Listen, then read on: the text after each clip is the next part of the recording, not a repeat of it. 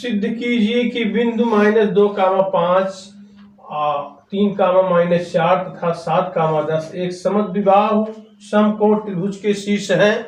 इसको किस तरह से हल करेंगे, ध्यान से देखिए। यहाँ पर सॉल्यूशन लिखिए और उसके बाद एक त्रिभुज बना दीजिए और इस त्रिभुज के शीर्ष के निर्देशांक लिख दीजिए। ए के निर्देशांक जो है ये है -2, 5 और जो बी के निर्देशांक हैं वो जो है 3, -4 है और जो सी के निर्देशांक हैं वो 7, 10 है।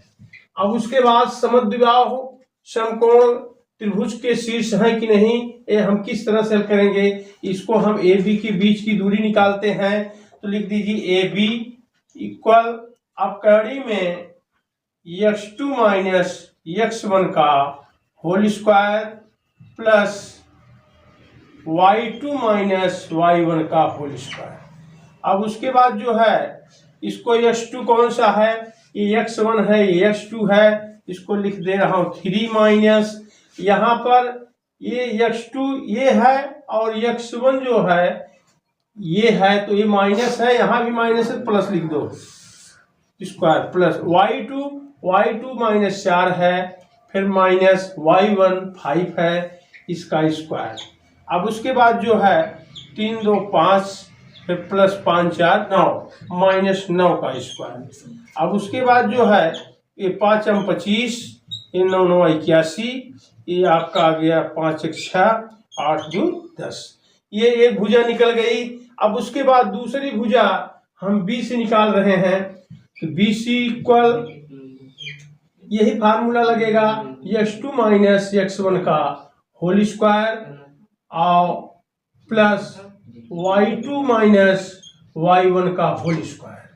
तो बी सी इक्वल, अब उसके बाद जो है यहाँ पर x2 कौन सा है, x1 x2 y1 y2, तो 7 - 3 का whole square plus y2 10 - y1, यहाँ पर भी माइनस यहाँ पर प्लस 4 होल स्क्वायर।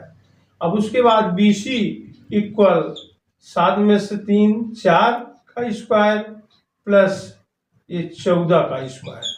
फिर उसके बाद बी सी इक्वल ये 4, 4, 16 प्लस 14 गुणे 14 दो बार गुणा करेंगे 196। तो बी सी इक्वल 6, 6, 12 9, 1, 10, 1, 11 1, 2, 2 से 12। अब उसके बाद ए सी निकाल रहे हैं, ए सी इक्वल x2 - x1 का whole square plus y2 - y1 का होल स्क्वायर। ए सी इक्वल, अब x2 कौन सा है, ये हमारा x2 7 -x1 2 -2 है तो प्लस हो जाएगा। फिर उसके बाद प्लस y2 जो है 10 है, फिर उसके बाद जो है y1 5 है, 5 का स्क्वायर। अब ए सी इक्वल 7, 2, 9 का स्क्वायर प्लस ये 5 का स्क्वायर। फिर ए सी इक्वल 9, 9, 81 5, 25। फिर ए सी इक्वल 5, 1, 6 8, 2, 10। अब उसके बाद जो है हमारी जो ये भुजा है, ये भुजा है ए बी आया 106 और उसके बाद जो है ये जो बी सी है, बी सी आया कड़ी में 212 और उसके बाद ए सी आया हमारा ए सी आया 106। अब उसके बाद जो है ये करनी में है। अब उसके बाद जो है इससे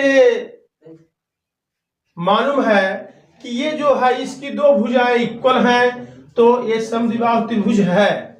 लेकिन अब इसमें कौन सी भुजा इक्वल है, अब हम इसको देख रहे हैं कि ए बी इक्वल ए सी। जब दोनों भुजा इक्वल कड़ी में 106, ये समद्विबाहु है, ये समद्विबाहु त्रिभुज है। अब इसमें हम समकोण होने का प्रतिबंध ज्ञात करते हैं, समकोण है कि नहीं है। समकोण के लिए हम इसमें सबसे बड़ी भुजा जो होती है समकोण त्रिभुज में कर्ण होता है, तो इसमें होता है कर्ण का वर्ग इक्वल आधार का वर्ग प्लस लंब का वर्ग। अगर ये इक्वल है तो समकोण त्रिभुज है। इसमें कर्ण, इसमें सबसे लंबा कौन सा है? ए है, कर्णी में 2 से 12। फिर उसके बाद आधार कौन सा है? आधार जो है ये है, आधार इसका एक ए बी है, मान लीजिए ए बी है, तो इसमें कर्णी में 106 का स्क्वायर प्लस लंब क्या है? लंब इसमें एसी है 106 का, कर्णी में 106 का स्क्वायर।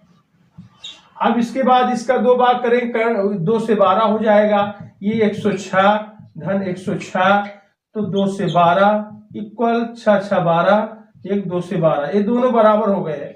अतः त्रिभुज ABC एक समद्विबाहु समकोण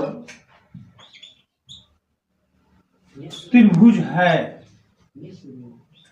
और इसमें जो है हमारी जो सबसे लंबी भुजा जो है ये है, और उसके बाद जो है अन्य भुजाएं ये और ये है।